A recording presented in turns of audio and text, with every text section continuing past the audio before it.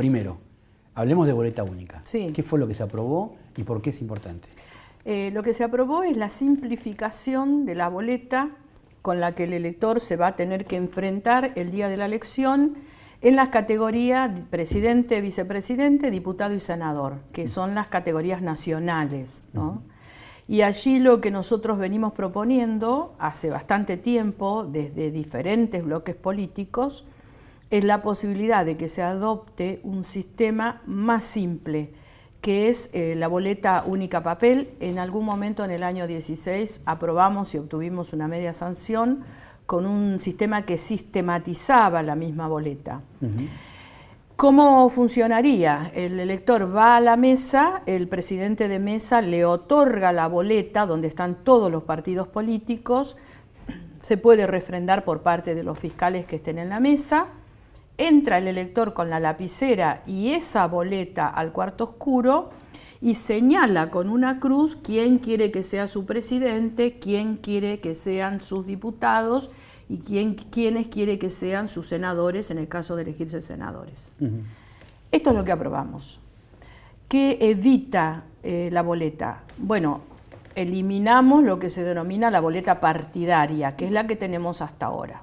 Hasta ahora, cada partido es dueño de la boleta, la maneja como quiere a discreción, puede imprimir muchas boletas una vez que se le reconoció, se autentificó la presentación, y puede hacer una distribución de boleta de acuerdo al tamaño del partido, con lo cual vos nunca estás en igualdad de armas. Y además, bueno, fuera de la escuela, porque yo ayer lo dije en el discurso, sí, hay dos ámbitos. Uno es el ámbito de la escuela, que está custodiado por la autoridad electoral, la autoridad policial, militar, etcétera. Y otra es el ámbito del barrio, la casa, las intermediaciones de la escuela, en donde el dueño de la boleta, que es el partido, puede ejercer acciones para favorecerse con el voto de los electores. Nosotros creemos que este es un avance. Nosotros creemos, además, yo personalmente creo, y he participado en todos los debates de los últimos años, que nosotros hemos avanzado mucho en materia electoral. De hecho, las PASO fueron un adelanto, el financiamiento político es un adelanto, la distribución de la pauta publicitaria es un adelanto, la paridad es un adelanto, el voto juvenil, aunque algunos puedan no estar de acuerdo, también es un adelanto. Ahora, creemos que estamos quedando atrás con esto que ocurre en la mayoría de los países occidentales, en los que el sistema de representación hace que los partidos políticos tengan incidencia y que de alguna manera lo ponen al sujeto activo del proceso electoral, que es el que vota, el votante, como en un lugar subalterno, porque ¿qué se privilegia? El que ayer se dijo en los discursos, el partido, la militancia, etcétera. Los candidatos, los políticos. Vos partido podés tener, militancia podés tener, lo que tenés que tener es una estrategia distinta para ganar el voto del ciudadano, que no sea la posibilidad de especular con que sos el dueño de la boleta. Ahora, ese cambio implica al mismo tiempo una cuestión económica y también una cuestión política de control efectivo que tenía la política sobre todo el proceso. Exactamente. Hablemos específicamente de lo económico. Se dice que se va a ahorrar mucho dinero en lo que es impresión, pero al mismo tiempo se dice que se puede cortar algunos negocios que había paralelos al tema de las impresiones de boleta. ¿Cómo es este tema? Es que hay muchos partidos que obtienen la posibilidad de competir, que son partidos chicos, que sacan muy pocos votos y que de repente se hacen de una cantidad de dinero que el Estado les reconoce para que se impriman las boletas. Y cuando vos mirás la cantidad de votos y la cantidad de dinero que cobran por imprimir las boletas, indudablemente no hay un correlato. Muchas veces, esto es más radio pasillo que una comprobación empírica, el dinero que se debe usar para la impresión de la boleta no se lo usa para eso. Y esto te lo dicen, bueno, los funcionarios que vinieron a dar su opinión y que tuvieron algún tipo de responsabilidad. Ahora, uno de los argumentos principales que tiene, sobre todo el Frente de Todos, el gobierno, es que en todos los procesos electorales no hubo un cuestionamiento hacia la boleta común, la boleta partidaria, y que no hubo una denuncia masiva de fraude o que la boleta partidaria era responsable de que el proceso tuviera alguna imperfección. A ver, eso es relativamente cierto y por eso yo trazo los dos escenarios.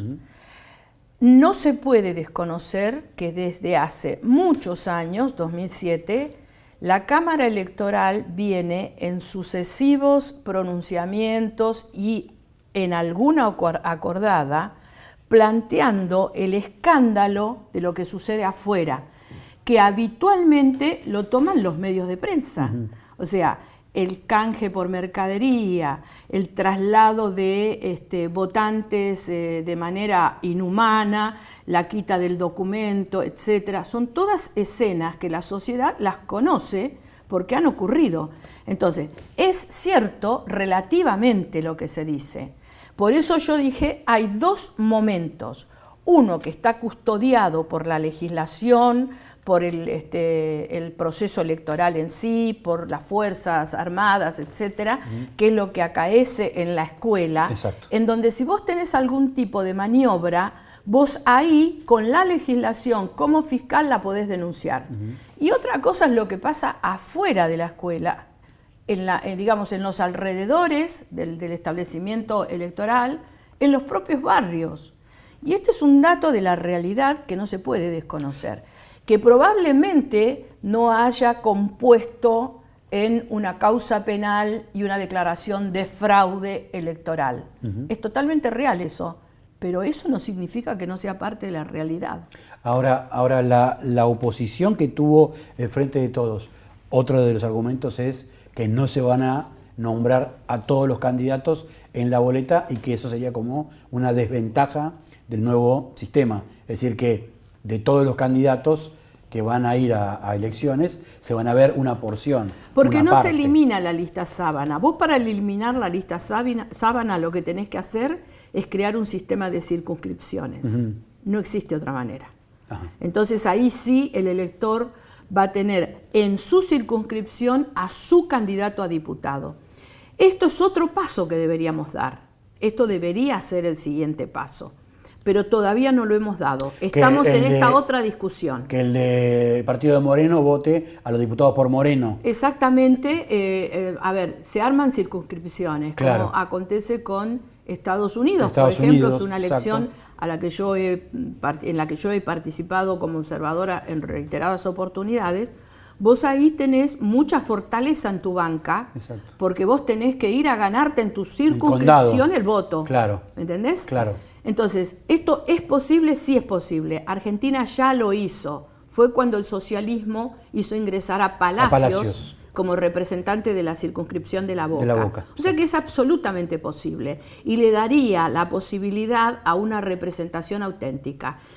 Nosotros no podemos hacer esto todavía porque lamentablemente no está instalado y no se ha trabajado en torno a este tema. Entonces, ¿cómo resolvemos el tema de la cantidad de diputados y senadores? Sigue siendo la lista sábana, pero en lugar de tenerla en la boleta, lo que hacemos es ponerla en el cuarto oscuro. Entonces, la persona que recibe a los primeros 5 candidatos a diputados corrobora en la lista la nómina completa de su partido, de manera tal que si hay una preferencia por un determinado candidato, corrobora perfectamente en la pancarta que va a tener en el cuarto oscuro que ahí está su candidato. Digamos, lo va a tener a la vista de todo el mundo y que va a ser otro elemento dentro del proceso. ¿Cómo sería? Esta es, por ejemplo, una simulación que hicimos de la elección anterior. Exacto. Vos acá tenés el Frente de Todos, tenés al presidente, la vicepresidente, y tenés los primeros candidatos a senadores y a diputados. Y vas a tener con este mismo logo vas a tener la lista completa en el cuarto oscuro. En el cuarto oscuro. Exactamente. Correcto. O sea que el lugar de votación se transforma en el lugar más importante con el que se va a tener que encontrar. Ahora, eso en proporción se lo va a entregar el presidente de mesa al elector, al votante. La boleta deja de ser del partido, por eso decimos hay una boleta partidaria y una boleta única papel. La boleta deja de ser propiedad del partido y pasa a ser propiedad del proceso electoral y del elector. El centro de la escena es el elector. Las autoridades electorales a la boleta se la otorgan directamente al elector. Ahora, ¿no hay posibilidad de que se haga trampa cuando se le entrega esa papeleta, esta boleta? ¿No hay posibilidad de que haya una trampa de un presidente de mesa infiel o que esté cometiendo alguna irregularidad si no tiene fiscales alrededor, que pueda pasar en alguna... No ocurre eso. Los fiscales están alrededor siempre, los grandes partidos son los que más fiscales tienen, obviamente. ¿No sería un riesgo la manipulación por parte del presidente de mesa de esa boleta única? No, y con ese criterio también el presidente podría tener el mismo inconveniente en el caso de la boleta partidaria. Ahora, eso se va a meter en un sobre, se va... No, el elector entra con la boleta partidaria al cuarto oscuro, marca su preferencia, dobla la boleta y la mete en la urna. Y si se equivocó y dijo, voy a votarla a Cristina, no, mejor no, lo voy a votar a Graciela Camaño. Puede volver a la mesa anula ese voto y le otorga otra papeleta. Ah, y ahí no podría haber trampa para ustedes. No, porque ahí vos tenés un voto anulado que lo vas a tener que visibilizar al momento del recuento. Digamos, al presidente de mesa le van a dar 50 boletas únicas y después tiene que rendir esas 50 boletas únicas. Por supuesto, no 50, tendrá que ver con 250 el padrón. con el padrón. Sí, esa es la idea. Exactamente. Ahora, la estelaridad que tuvo anoche tuvo que ver con el despliegue de esa boleta que creo que está acá, la boleta esa de Moreno. En realidad lo que nosotros hicimos es una simulación de cómo estaba compuesto el cuarto oscuro en la localidad de Moreno. Sí. Es más, en esta simulación lo que hicimos fue poner todos los cargos, incluso pusimos los locales, o sea que no es esta la boleta, acá está, solo va a estar la nacional. Claro. Cómo esto se traduce en el proceso electoral de la boleta partidaria. Y entonces juntamos acá y pusimos 1, 2, 3, todas las boletas que estuvieron. Y todas las boletas que estuvieron son 11 metros de papel. Este es el dato de la realidad. O sea que a mí me dijeron que no era cierto. Sí, acá están, miren, todos los candidatos. Están pegadas una atrás de la otra, todas las boletas una atrás de la otra. Que se presentaban dentro del cuarto oscuro de Moreno. Y ahí están, claro, los candidatos de NOS.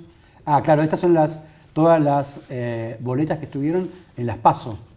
Todas las boletas que estuvieron en la elección de Moreno de las PASO.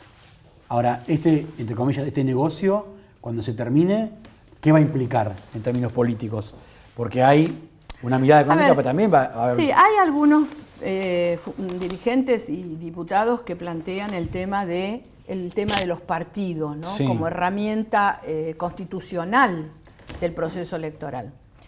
Yo creo que se distorsionó muchísimo el sistema de representación en la Argentina y que los partidos se debilitaron. Vos fíjate que vos, cuando llega el proceso electoral, te encontrás con alianzas electorales.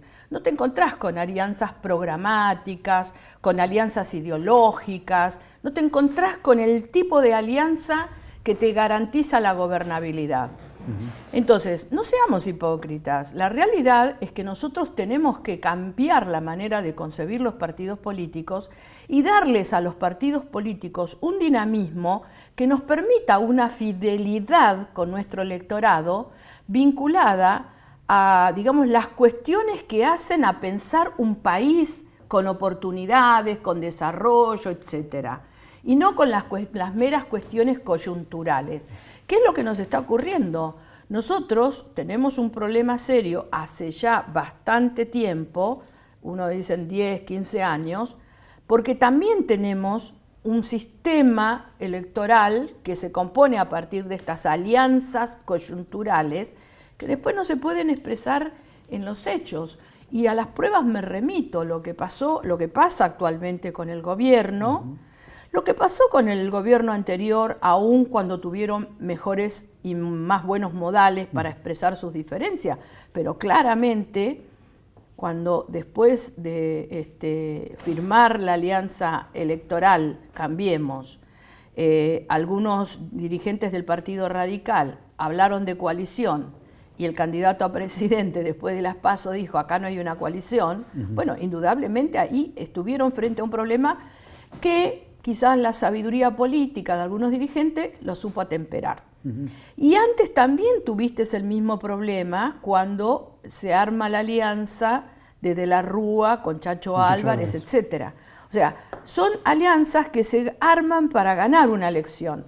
No son alianzas que se arman para pensar un país, para comprometerse frente a los ciudadanos con determinadas acciones políticas. Y en ese marco la boleta única puede tener una intervención en esta... No, lo que yo digo es que la boleta única no nos va a dar mejores políticos. A ver, no le carguemos las tintas de esta responsabilidad a una boleta electoral. Es lo mismo que cargársela al elector. Lo que tenemos que tener es mejor debate, lo que tenemos que tener es más inteligencia, lo que tenemos que tener es arribar a las alianzas electorales con claras líneas programáticas de lo que va a ser la acción de gobierno de los dirigentes que se juntan.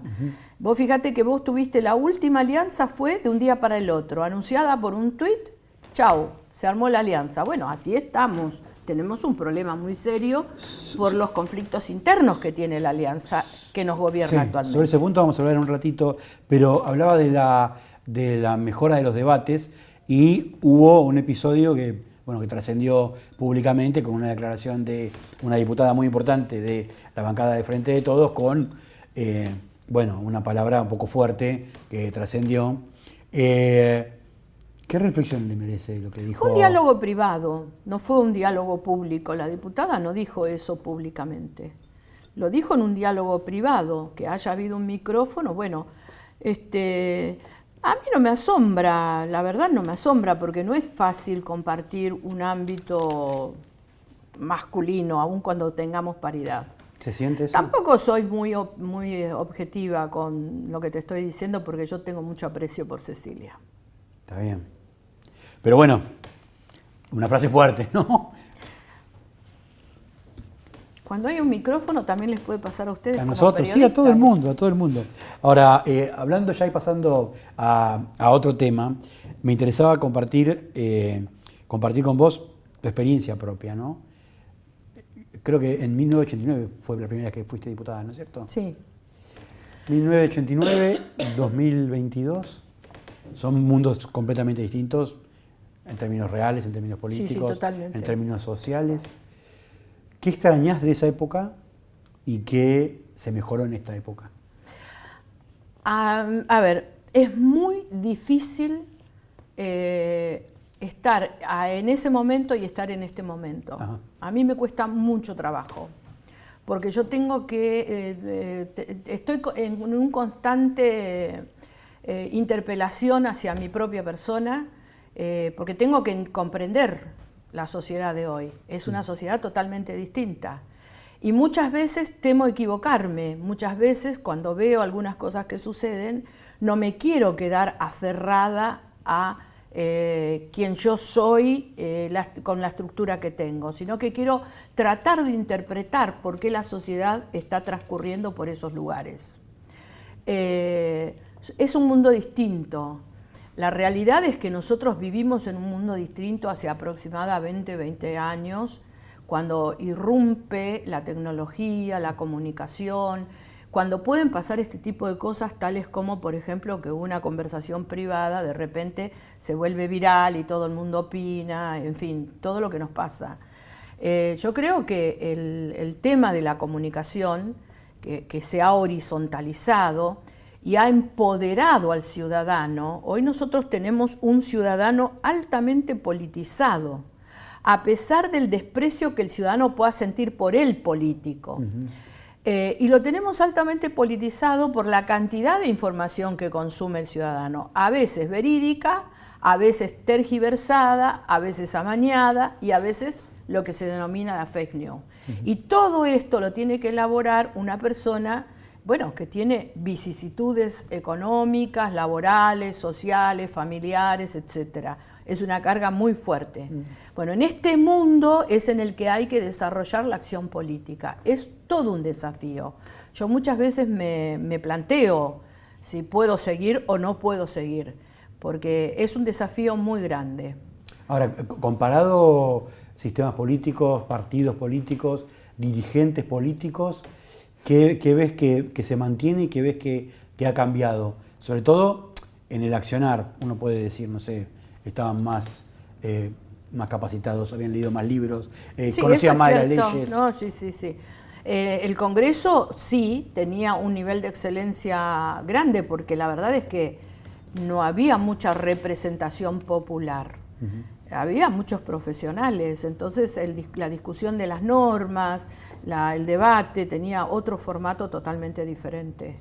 No sé si mejor o peor, pero bueno, las leyes no salían. Yo lo veo en los claustros universitarios, ¿no? Que es donde se observa la labor parlamentaria. Sí. Y ahí es donde te das cuenta que, bueno, esa excelencia que teníamos en la discusión parlamentaria se perdió. Los profesores universitarios son muy crueles a la hora de analizar los yerros que tenemos los dirigentes políticos en el Congreso a la hora de elaborar una ley. De redactarla y de defenderla. No, a la hora de hacer una ley, ¿no es cierto?, de formular una ley. Y bueno, ellos tienen que enseñar. Entonces los profesores universitarios dicen, esta ley no sirve por tal y tal motivo. Y este es un dato de la realidad, ¿no es cierto? Ahora, esa grieta, esa fractura que existe, ¿existía antes de una manera por ahí diferente? No, había mucho más diálogo político, y yo creo que el diálogo político es una obligación, no una opción.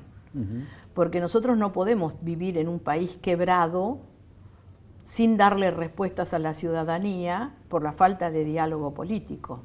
Entonces, a mí me da la impresión de que la dirigencia política, al ponerse en esta actitud de grietas y de conveniencia política propia, sin observar que en realidad lo que debe ver es el bienestar común de la comunidad que representa, está incumpliendo en su deber. La falta del diálogo político que se propicia con un discurso petardista es un problema muy serio y no es ni siquiera un error. Yo creo que el diálogo político es una obligación. Antes teníamos más diálogo político porque no dependíamos tanto de los medios, o sea, porque no estábamos para ser políticamente correctos según la última encuesta.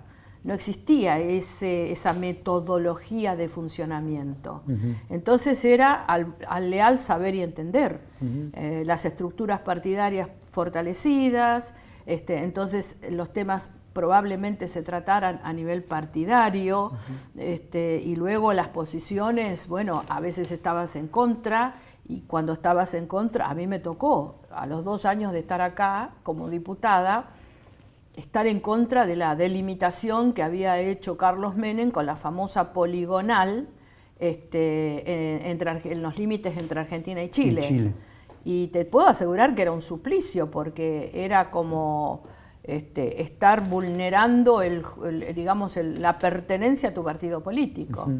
Costaba mucho trabajo oponerse, pero bueno, teníamos otro tratamiento de los temas. Ahora, teniendo que ver con lo anterior de la boleta única y con esto que estamos hablando, el kirchnerismo tuvo una oposición abierta y directa contra el proyecto de boleta única.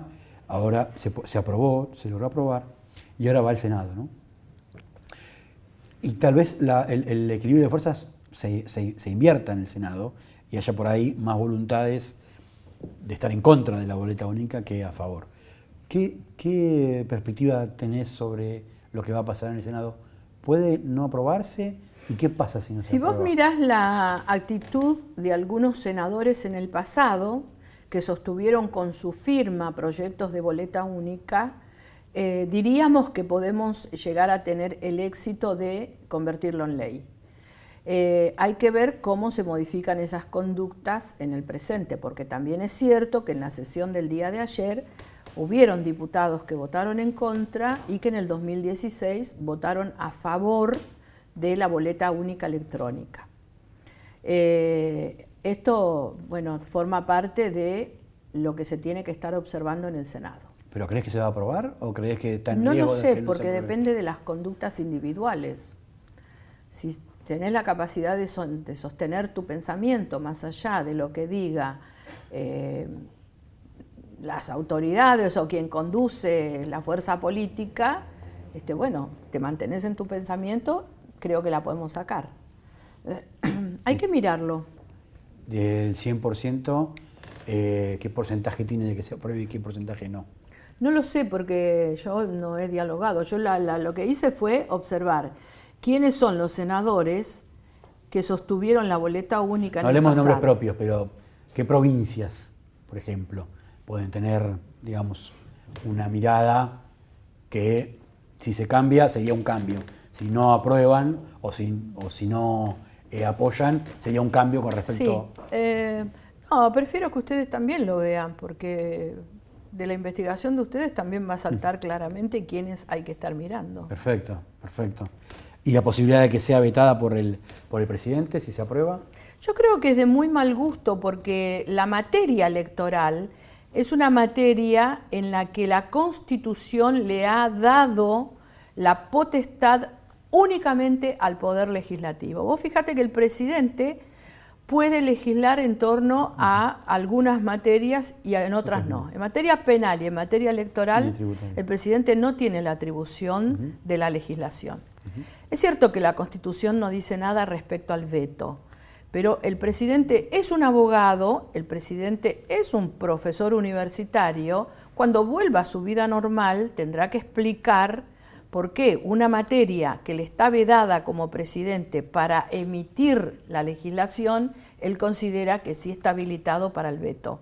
Máxime cuando tuvo un tratamiento regular en el Congreso y fue la voluntad de la mayoría de los representantes del pueblo y de los estados provinciales, ¿no? La conformación de la mayoría fue trabajosa y contaron hasta el último minuto, hasta tener la última banca ocupada para poder sesionar y poder garantizarse la aprobación. Se están analizando y se están presentando proyectos muy polémicos y que tienen, que se presentan como muy controversiales. Hablo específicamente del tema de la renta inesperada y hablo específicamente del tema del proyecto de la Corte, ¿no? De ampliar la Corte. ¿Puede haber algún comportamiento similar que la oposición pueda frenar esto? ¿O cree que pueden haber debilidades en esa mayoría? Porque costó mucho esto, ¿no? Yo creo que son tres temas totalmente distintos. Voy a hablar por mi propio interbloque. Sí.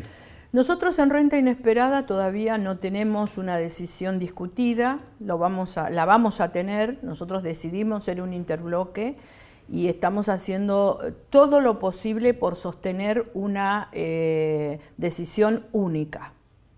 Así que vamos a discutirlo y recién después que lo discutamos vamos a pronunciarnos como interbloque.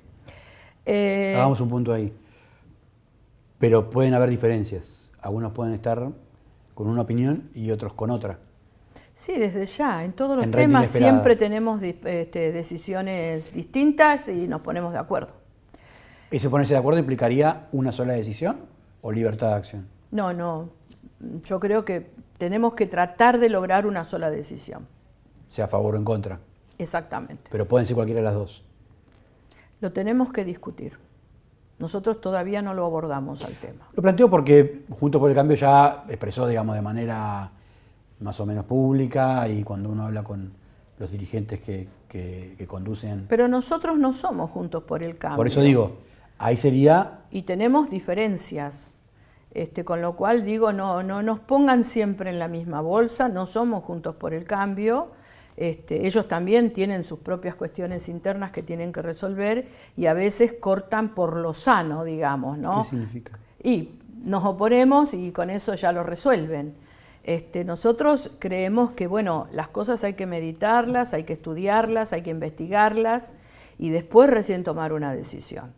Así que no vamos a pronunciarnos hasta que no lo trabajemos y hasta que no nos pongamos de acuerdo en la decisión que vamos a tener en materia de renta inesperada.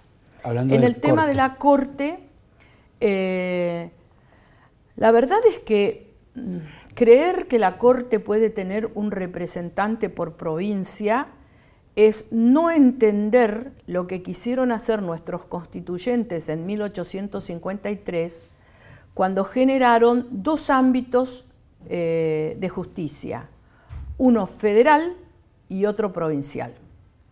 Nosotros no tenemos una sola justicia. Cada provincia tiene su jurisdicción en materia judicial con determinados delitos y la nación tiene la jurisdicción federal, nacional, de todo el país. Y yo tengo para mí, lo hablaba días pasados con el doctor Maqueda, yo tengo para mí que eso está vinculado a la necesidad de homogeneizar la nación. O sea, lo que representa la justicia federal está vinculada con la integración de la nación. Lejos está de tener que ver con el otro capítulo que se quiere componer en esta idea que tienen los gobernadores, que es de federalizar la justicia. Yo creo que la justicia federal, el rol más importante, además de juzgar los delitos que tiene asumido, es conservar la integración de la nación argentina. No tiene nada que ver con el federalismo. Y la realidad es que si nosotros queremos aportar y trabajar desde la política para el federalismo, ya en el año 94, con la reforma constitucional, creo que hemos cometido un error garrafal al imponer el sistema de la coparticipación como si las provincias debieran esperar que la nación reparta. Y no al revés. Exactamente. Entonces, me parece que lamentablemente con el correr de los años hemos cometido siempre errores que son coyunturales. No obstante lo cual, y a pesar de que el sistema es coparticipación, fíjate que todavía no pudimos hacer una ley de coparticipación, porque además de incorporar la coparticipación los constituyentes del 94, la incorporaron con un nivel de complejidad para la resolución final que no existe ley de coparticipación. Total. Entonces me da la impresión de que si están tan prontos a ponerse de acuerdo para una cosa que yo creo que les está vedada los gobernadores, podrían ponerse de acuerdo para que tengamos una ley de coparticipación. Y eso sí es el federalismo real. Es un punto interesante, que no está presente en el debate público. Vamos a la coyuntura, así no le extiendo demasiado, que sé que tiene muchas cosas para hacer. Hablábamos hace un ratito sobre el tema del Frente de Todos y cómo estaba esa relación entre Alberto Fernández y Cristina Kirchner y cómo esa coalición, que tendría que ser una coalición de gobierno unificada, está en un momento muy crítico, ¿no? ¿Qué mirada tiene sobre lo que está pasando hoy por hoy en el Frente de Todos y particularmente en esa pelea que parece irreconciliable hasta hoy entre Cristina y Alberto? Cuando yo decidí no estar en ese lugar, yo pertenecía al Frente Renovador, y con Juan Manuel Urtubey decidimos trabajar en la candidatura del doctor Roberto Lavagna. Yo fui candidata a diputada nacional, y cuando me preguntaban decían, es un conglomerado, porque uno miraba y era efectivamente un conglomerado con ideas absolutamente disímiles en temas muy delicados. Bueno, es un conglomerado. Y la realidad es que cuando usted tiene que representar al pueblo de la nación, porque tenemos un sistema de representación, usted necesita tener una conducción. Si usted tiene una empresa, si usted tiene una casa, si usted tiene un aula, ahí en todos lados una conducción. cuanto más un país.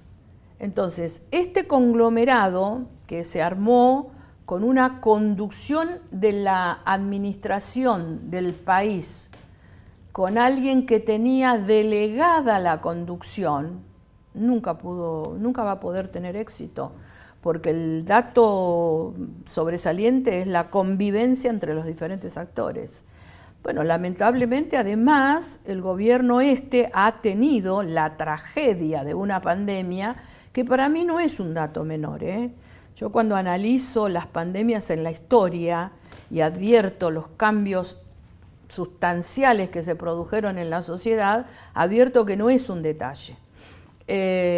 Bueno, salimos de la pandemia y estamos metidos en este conflicto de intereses diversos y opuestos que hace que al no haber una clara conducción del proceso, tengamos estos problemas graves que tenemos, ¿no?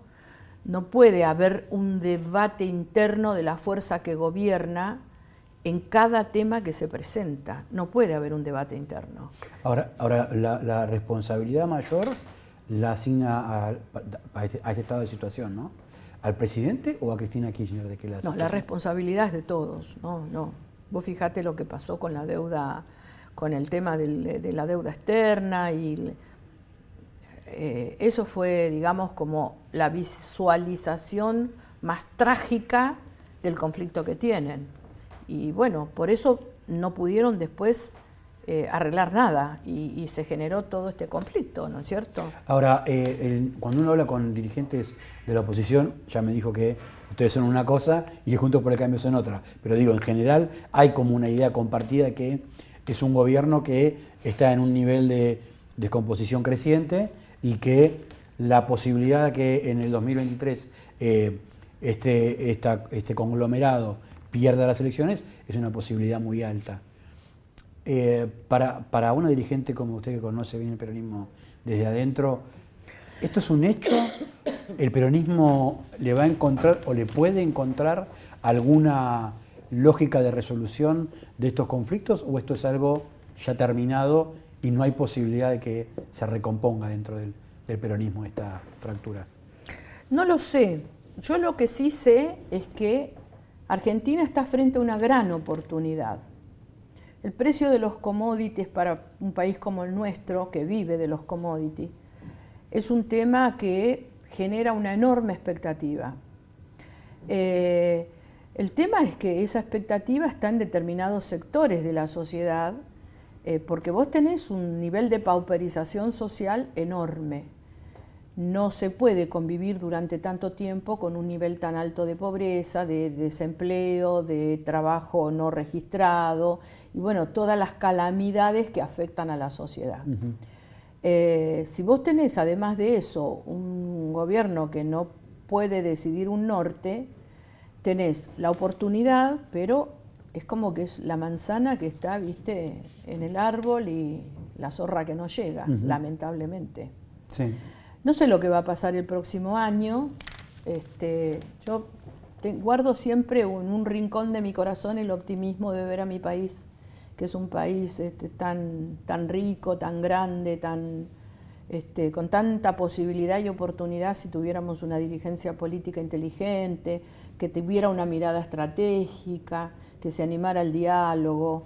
Pero bueno, también es cierto que no soy tan ilusa como para no ver el dato de la realidad, ¿no?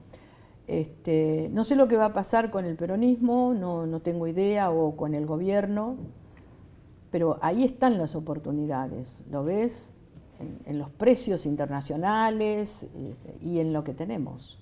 En algún momento Vargallosa se preguntaba cuándo se jodió su país, ¿no es cierto? Yo le hago la pregunta, la misma, para usted. Cuando se jodió la Argentina, cuando se pudo haber jodido la Argentina, y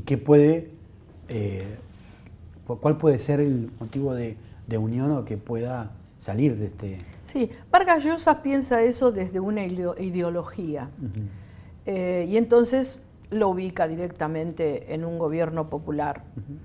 Yo tengo otra mirada, porque yo valoro mucho lo que hicieron tanto Hipólito Yrigoyen como Juan Perón.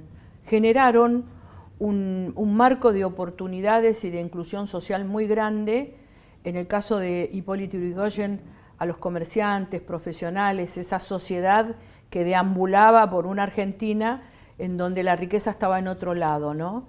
Y Perón con el famoso 50-50, ¿no? Entre los trabajadores y el capital, la posibilidad de que el trabajador compartiera el 50% del Producto Bruto Interno del país. Esto ocurrió en el país y generó también un proceso de incorporación muy interesante. Por eso yo no admito este peronismo que no piensa en el mérito que tiene las posibilidades de hacer políticas que permitan el ascenso social. El peronismo nunca denostó la clase media, al contrario, quiso siempre llevar la sociedad hacia la clase media. De hecho, la famosa frase, mi hijo el doctor, es algo que corresponde a ese ascenso social que se promocionaba desde el trabajador que podía hacer que su hijo fuera el doctor. No comparto la visión que tiene Vargas Llosa, pero sí creo que hay una contemporaneidad que no ha sabido interpretar lo que sucede en el mundo, ¿no? Y la necesidad de abandono de los ideologismos. Ni los ideologismos de derecha ni los ideologismos de izquierda. Me parece que ese es el anacronismo que nos muestra a veces dirigentes políticos que huelen a viejo o que tienen un color sepia en la foto, cuando sostienen determinados eslóganes y el mundo está pasando por otro lado. La realidad de la Argentina es que vivimos en un mundo globalizado, vivimos en un mundo capitalista occidental, entonces esas añoranzas que nos llevan a decir podemos ser la puerta de entrada a América, sí. en pleno proceso de guerra de Rusia, es una mirada que me parece, nosotros tenemos que ser un poco más vivos, tenemos que aprovechar todas las oportunidades que el mundo nos da.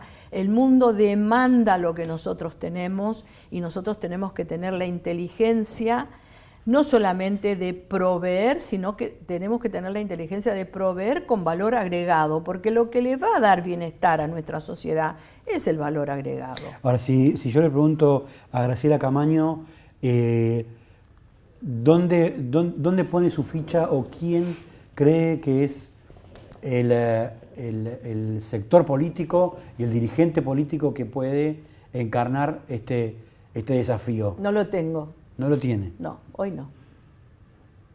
¿Y en el espacio político? En ningún lado lo veo. ¿Pero por falta de capacidad o porque...? No veo que haya en el escenario político hoy un dirigente que yo pueda decir, bueno, este puede ser. No lo veo. Y tendremos que, si usted no lo ve, para los que estamos afuera, estamos perdidos. Bueno, formo parte de esa ciudadanía que no está viendo la salida por el lado ese. Pero como sé cómo es la cuestión política, también sé que falta mucho tiempo para llegar al momento de la decisión.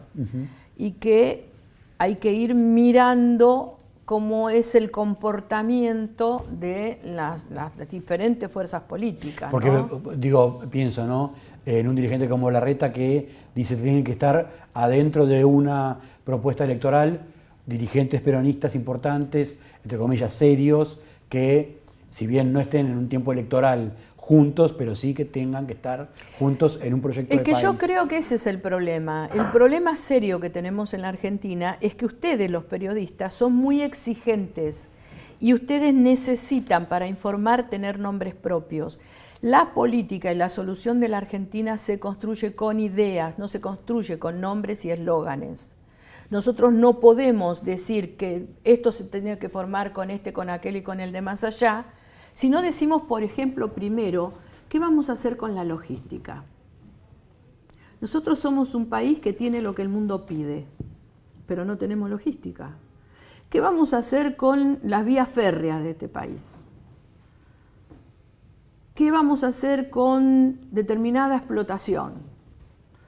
O sea, me da la impresión de que respondemos a lo que ustedes dicen, a lo que ustedes, en la necesidad que tienen como periodistas, nos requieren, pero no estamos ni hablando, ni pensando, ni sociabilizando, por lo menos entre la dirigencia política, qué pensamos.